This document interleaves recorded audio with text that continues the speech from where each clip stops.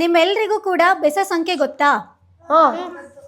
Start ಮಾಡಿ. ಬೆಸ ಸಂಖ್ಯೆ 1 3 5 7 9 11 13 15 17 18 19 ಇಷ್ಟು ಸಾಕು ಆಯ್ತಾ?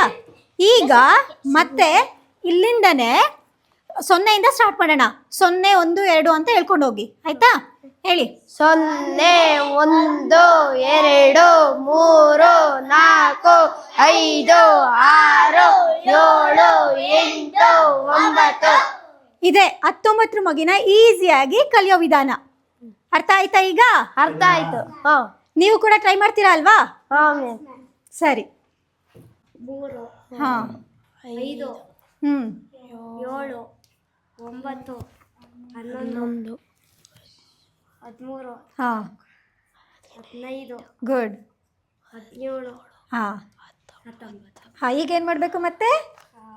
ಇಲ್ಲಿಂದ ಹಾ ಬರ್ಕೊಂಡು ಹೋಗಿ. ಈಗ 0 1 2 3 4 5 6 7 8 9 ಈಗ 19 ಮಗಿ ಈಸಿನಾ? ಈಸಿ. ಡನ್.